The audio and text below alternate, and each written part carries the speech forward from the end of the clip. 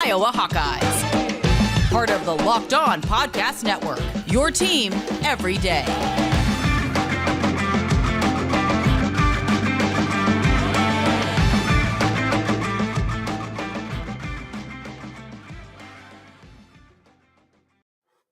What is going on, Hawkeye Nation, and welcome back to another episode of the Locked On Hawkeyes podcast, your daily podcast covering your Iowa Hawkeyes on the Locked On Podcast Network. As always, I am your host, Andrew Wade. I wish I was here under better circumstances, but obviously it has been a rough weekend for most of the Iowa Hawkeye athletic teams that we have been keeping close track of, right? The men's, women's, and wrestling side. Men's basketball, wrestling, struggling over this weekend. So we're going to be talking about both those things. The men's basketball team falling in the round of 64 to Richmond. What went wrong in that game? We're going to be talking about that and several of the pieces of thought that have come out of that game. We're also going to be talking about the women's basketball game, giving a review of that Illinois State match, and then talking about their upcoming match versus Creighton tomorrow, and then talking about the wrestling side as well. Not a good showing at the national championships. Going to talk a little bit about that and Austin DeSanto, who unfortunately did lose his another consecutive match to Roman Bravo Young. So that's all coming up on today's show. But first, I want to thank you all for making the Locked On Hawkeyes podcast your first listen every single day. You can find the Locked On Hawkeyes podcast for free wherever you get podcasts at, and also on YouTube by searching Locked On Hawkeyes. So I posted a Locked On Now on Thursday, and I did post on Twitter that I wasn't going to be posting a show yesterday. I was going to be posting it today. There's a couple reasons for that. First and foremost, I wanted to make sure I took some time to kind of think a little bit more about this game and kind of my thoughts on it. Wanted to make sure I was providing the right content and not just pissed off content about that game. It was disappointing, right? It stunk. It leaves a hole in your stomach after watching this team grow throughout the season. Becoming a formidable contender for a Final Four or an Elite Eight, and then have the worst shooting performance we've seen from them all season. Just completely bottom fell out of them, and the worst possible time for the Iowa Hawkeyes. So it's unfortunate. It's something that stinks for us fans, and you got to believe it stinks way more for the players. I've talked to a few of the players, and it stings. It hurts. It really hurts. You could see the emotion from Jordan Bohannon and Connor McCaffrey and Keegan Murray when they had to do the post-game press conferences. The emotion was real. The emotion was raw. The pain is real. It wasn't like they went out there and tried to lose that game, right? They gave 100% effort in that game. Just things were not clicking. And credit to Richmond, they took advantage of that. Richmond wasn't playing their best basketball either, but Richmond played well enough to beat the Iowa Hawkeyes. So in this game, Iowa obviously struggled quite a bit. Again, one of the worst shooting performances we've seen from the Hawks. They shot 20% from three. They did shoot 48% from the field, only averaging 9.91 points per possession, which is pretty below their season average. Rebounding wise, they did win the rebounding battle, 14 offensive rebounds compared to Richmond's 8, but they could not capitalize on that. Richmond shooting 29% from three and 47% from the field on 3 more shot attempts from the field. The issue here was Iowa took 29 threes, made 6. Richmond took 17, made 5. There's going to be a lot of issues there. Free throws, another thing that a lot of people had some concerns about as well. Iowa only shot 12 free throws, 2 in the second half. Richmond shot 16. Going to be kind of a disparity there when you lose by 4 and you shot 4 less free throws in that game. Overall, turnovers-wise, not an issue there, really. Not an issue from a steals perspective, but just a very frustrating game. Iowa could not hit the broadside of a barn, right? They couldn't hit water. They fell out of a boat. They had a lot of wide open looks in this game. A lot of, I thought, very good shots that were just not falling, just a little bit short of the rim. They just couldn't finish the execution there. The only guy who really got going was Patrick McCaffrey. Keegan ultimately did finish with a solid performance, 8 of 12 for 21 points, 9 rebounds, a block, a steal, and 2 assists in what may be his final game as an Iowa Hawkeye. Patrick McCaffrey, I thought, played really well, 18 points, 4 of 7 from 3, kind of being a catalyst for Iowa to get kind of back into things, at least making the game interesting later on, keeping it close in that first 10 minutes of that second half. but man, no one can get anything going. Chris Murray was 0 of 5 from 3. Connor was 0 of 2. Tony Perkins was 0 of 2. Peyton Sanford was 0 of 3. Keegan was 0 of 3 from 3. You're not going to win a lot of games when every single player goes cold at the worst time at what you are the best at, right? That's not going to win a lot of games. So just a frustrating performance all around. I thought defensively, this Iowa team did not do nearly as well as they have in the past couple of months. I thought backdoor cuts were just eating them alive. A lot of, oh my gosh, my guy's right there as he scored on us, right? A lot of bad inbounds possessions or opportunities defensively from Iowa. So not the best, not the cleanest defensive performance, but and not the best officiating late in that game either. I don't know how you missed that 3-point foul call on Chris Murray, clearly hitting his arm. Chris Murray misses that shot by a mile. I don't know how you don't call that, but Iowa, at the end of the day, it was Iowa who lost that game, right? Iowa could not shoot the ball worth a lick. And Richmond, it wasn't, I hate to, Richmond is a good team, right? Richmond is a veteran-led squad. They are a solid program all around. Kudos to them, again, for winning this game. Richmond did not do anything overly impressive defensively. They were very physical. Not a lot of fouls called there, but Iowa still got open looks. They just couldn't hit. And that's the story of the day. And it stinks. It really does stink. It's not fun to see your team that you had a lot of high hopes for fall out in the round of 64. But that's why they play the games. That's why this is called March Madness. And I know a lot of people were really disappointed about this game. A lot of people were very frustrated from what I saw on social media. I even saw some people, people that I respect their opinion say, because I think I had even tweeted Iowa, great season all around, right? And I heard some people say that's a loser's mentality. What this team accomplished this year far exceeded our expectations. So I understand the expectations changed over the last month of the season, but this is not where we expected them to be at when you looked at this team in November, right? You lose 2 NBA players, you lose 4 overall key contributors out of your top 6, and you make the NCAA tournament as a 5 seed. You make the NCAA tournament and people are projecting you to go to the Final Four. Things happen. That's why you play the game. That's why Kentucky plays the game and they lose to St. Peter's, right? It's why Iowa State coming in as 11 seed beats a 6 seed in LSU. These things happen. It's why we play the game in March. It's a bad time to get cold, but that doesn't take away from the accomplishments of this team. They had a phenomenal season. It did not end the way they wanted to, and you better believe they're going to come back hungrier next year. Interestingly enough, some interesting comments by Keegan Murray and his father, Kenyon, in regards to Keegan's potential jump to the NBA. It doesn't sound like that is such a foregone conclusion. Connor McCaffrey still hasn't made his decision yet, so we're going to be talking about some of those things as well over the course of the next week, whether or not we think Keegan could go, and why would he stay, right? You have a lot of money on the table, but it sounds like that's not a factor for him. We're also going to talk about Connor McCaffrey and what he brings to the table and why hopefully he does come back, but why he may not. Injuries have been a big issue. He has a future in coaching, in my opinion, soon, very soon. You want to talk about nepotism, right? That's the big thing in Iowa sports. I really think it would make sense for Connor to maybe come in and be an assistant coach, be a grad assistant under his dad. I think that'd be a really interesting transition, giving you some stability long-term potentially. Who knows? I think Connor McCaffrey would be a fantastic coach, a good steward of the program. We're going to be talking about that as well. Again, it was an unfortunate day for the Iowa Hawkeyes. It was an unfortunate day for the men's basketball team. And I'm trying to enjoy the ride, right? The Big Ten tournament, winning that, that does not diminish their accomplishments in winning the Big Ten tournament. They did a phenomenal job getting there and winning that thing. It stinks that they lost in the round of 64. It absolutely stinks, but that will happen. Someday we'll make a run. Someday we will see this Iowa team make a run. And hopefully I'll be on social media talking all about it, really excited. But nevertheless, it happened. It's where we are.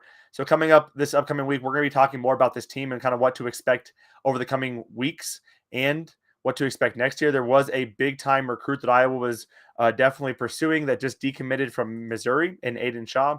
Could Iowa be looking at him as a potential guy? Should Iowa enter the transfer portal? What does this team look like next year? What are the possible lineup combinations? That is all coming up next week on the Locked On Hawkeyes podcast. Before we get to talking about the women's team, I do want to remind you that I know New Year's resolutions are tough, right? It's tough to stick to those almost 3 months into the year, just past St. Patty's Day during March Madness, right? Sticking to your New Year's resolutions to either eat right or be healthy can be difficult. But thankfully, Built Bar is here to help you. Built Bar is the protein bar that tastes like a candy bar. It is the protein bar that is so delicious. You're going to want to eat it, and you're going to also get all of those fantastic nutritional benefits as well.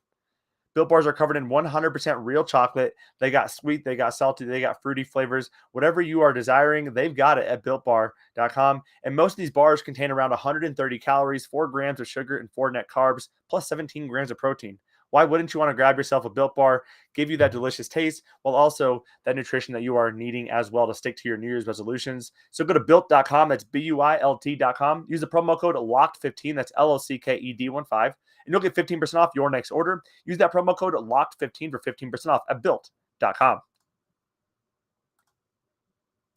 All right, y'all, thank you again for making the Locked On Hawkeyes podcast your first listen every single day. I appreciate you all tuning in. I appreciate your love, your listenership, and your support. And you can find us wherever you get podcast at, and also on YouTube by searching Locked On Hawkeyes.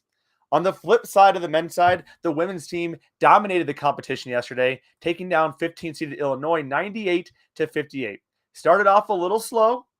Iowa only up 6 after the first quarter, but slowly building that lead. 22-14 in the second quarter, 31-18 in the third quarter, 24-11 in the fourth quarter for a win of 98-58. For those of you betting on the Iowa Hawkeyes at betonline.net, you made some money on yesterday's game because you probably bet the team total over, which is what I suggested. You probably bet Iowa to cover the spread, which is also what I would have suggested. I did both of those, and I won money there. So lots of fun there. Iowa did pretty well in this game, as we could expect. They shot 46% from three, which is probably unnecessary against an Illinois State team, which was solid, but not really that big of a competition. Rebounding-wise, they did a solid job. Out-rebounded Illinois State by 1. Offensively, Illinois State dominated Iowa on the glass, though, which is a little bit concerning. 17 offensive rebounds to Iowa's 3. That also happens when Iowa's hitting 60% of their shots from the field and 46% from 3. There's going to be a lot less opportunities versus Illinois State, who shot 29% from the field, 16% from 3.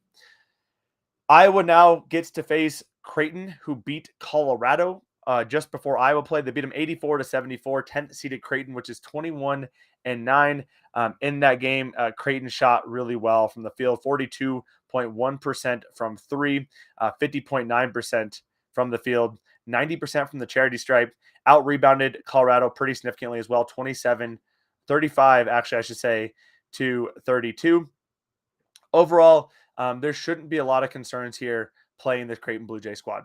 Iowa should have not too much of a problem taking care of business against a pretty undersized Creighton squad that plays and starts a lot of guards. They have 4 guards. The only female they play at kind of a big position is Emma Ronsick, who's a 6'1" sophomore. So a little bit of a younger team for Creighton as well. Iowa should be able to do pretty easy work of Creighton.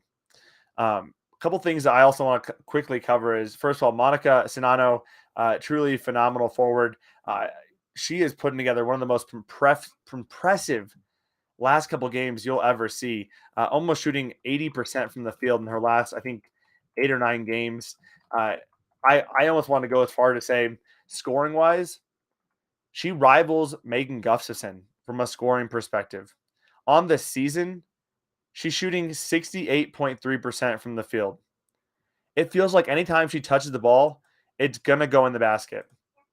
That is such an advantage to have that as your number 2 option, right? Your number 2 option after Caitlin Clark, you have Monica Sinano, who is doing a phenomenal job of getting the ball into the basket. She is not at that Megan Gustafson level yet, right? She's not accumulating rebounds the way Megan did. She is not getting blocks the way Megan did. But scoring-wise, she is up there at that Megan Gustafson territory with her ability to score the basketball around the hoop, currently averaging 21 points per game, 6.2 rebounds, 0.3 blocks, again on 68.3% shooting. overall on the season. And in the last couple of games, I mean, up in that 90 percentile, 100% shooting against Illinois State, 18.7 rebounds, 1 assist. Against Indiana in the Big Ten Tournament Championship game, 72%. Against Nebraska, 81.8%. In that big win over Michigan, 81.8%. So Monica Sinano coming on at the right time for the Hawkeyes, and that makes this team even more lethal and more dangerous as they get set to play Iowa State, hopefully in the Sweet 16, as long as they can take care of business tomorrow against Creighton. Again, 21-9 Creighton. They are playing Creighton on ABC. This is a nationally televised game on ABC at noon. Another sold-out arena at Carver Hawkeye Arena. It's going to be a lot of fun to watch Iowa there. I also got a question about why play Caitlin Clark. I want to make sure I cover this as well. Why play Caitlin Clark so late into the game? I'll be honest, I don't have a good answer for that. I've also wondered that as well. It seems like Caitlin Clark stays in the game a bit longer than maybe necessary for such a pivotal player to your ability to win games. When you're up by 25 or 30 with 5 minutes left, 6 minutes left, probably a good time to maybe not play Caitlin Clark. I do think there's one aspect to this, and that Caitlin Clark is kind of the leader of the team. She is the leader of the team, and she does a great job of bringing the ball up.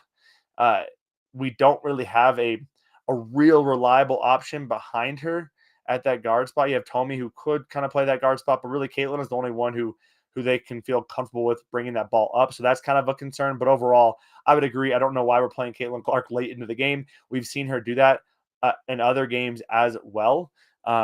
Sometimes it is to, maybe it is to get that triple double, right? Maybe it is to just get that extra rebound or the extra assist. Plus, Caitlin Clark's a competitor. She doesn't want to go out of the game. So I can't imagine saying you're sitting on the bench for the rest of the game is very easy for Lisa Bluter to do. But otherwise, I have no response to that. I got that question as well on Twitter about why was Caitlin Clark still in that game. Obviously, we're going to be breaking down the results of that game, Iowa versus Creighton, on Monday's episode of the show. We'll also be talking about Iowa versus Iowa State.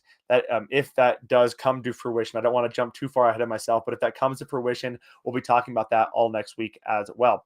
That is all coming up on the show in a couple of days. I do want to talk about the Iowa wrestling team and what could be considered a pretty disappointing performance at Nationals. Before we get to that, though, it is that time of the year. March Madness is in full effect.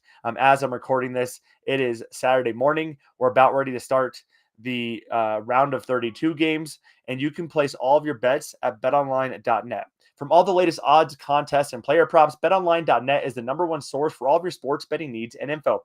BetOnline remains the best spot for all of your sports scores, podcasts, and news this season. And it's not just basketball. BetOnline is your continued source for all sports wagering information needs, including live betting and your favorite Vegas casino games.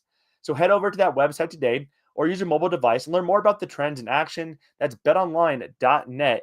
It's where the game starts, y'all. All right, so we've talked a lot about basketball. It is time to turn our attention to Iowa wrestling, and a very disappointing performance for the wrestling team. I think the big takeaway here is injuries have absolutely annihilated this wrestling team. Currently, going into today's final, rounds, Iowa is sitting at 4th. They have the ability to potentially jump up into 3rd over Arizona State, but they're going to need some people to have some clutch performances. Going into this, I talked about the fact that Iowa was probably not going to win a national title. We kind of knew that going into this, but there was still an outside chance. It was going to require a Drake Ayala to make a run. It was going to require Alex Marinelli and Michael Krimmer to be able to wrestle up to the standards they have set in previous years. It was going to require Austin DeSanto to get over that Roman Bravo Young hump. And then you have guys like a Tony Cassiope. You needed them to just hit par, right? Like just finish with what you're seated at. It didn't happen. It just didn't happen. Across the board, there have been injuries across the board. Drake Ayala with a separated shoulder. Jaden Ironman had to medically forfeit in his final match of his collegiate career with a torn ACL. Michael Krimmer obviously has lots of issues. Alex Marinelli has some injuries as well. Couldn't get it done against Cam at Michigan in the quarterfinals with a 3-1 loss there. Michael Krimmer lost 5-3 to Hayden Hidlay from NC State. Not great, right? That's kind of when you knew Iowa was not going to be able to get things done. Tony Cassiope You thought he was going to be able to go far, probably end up getting second place. Unfortunately, he's battling for seventh place now after losing to Jordan Wood of Lehigh and then also losing to Mason Paris of Michigan in the quarterfinal Wrestlebacks. It's been a disappointing weekend for the Iowa Hawkeye wrestling squad. Now, what we can take away from this, obviously injuries have been a huge thing and you cannot control injuries, right?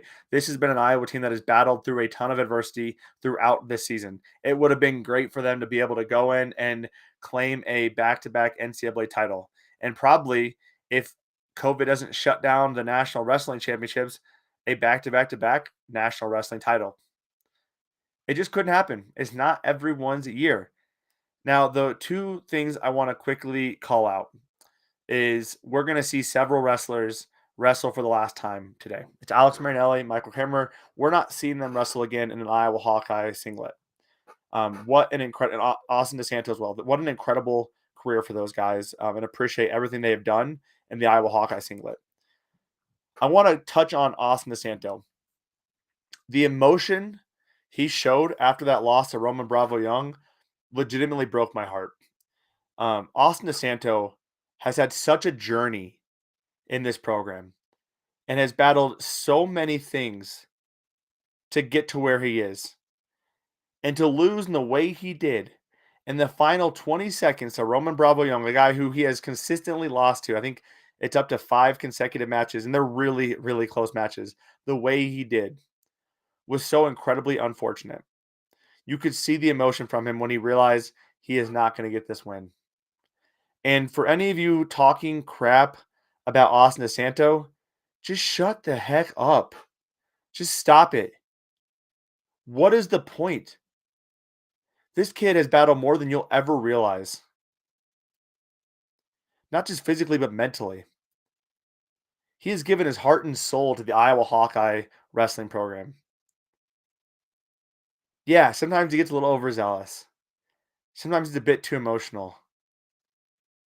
But you don't know what he's going through. You haven't walked a day in his life. And what he has done for this program has been nothing short of amazing.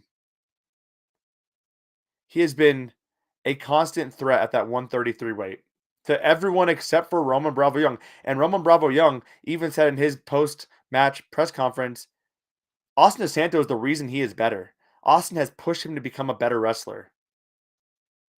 Austin DeSanto deserves all the love from all the Iowa Hawkeye fans out there. I don't care what you say. That kid deserves all the love. And it's unfortunate to see it end like this.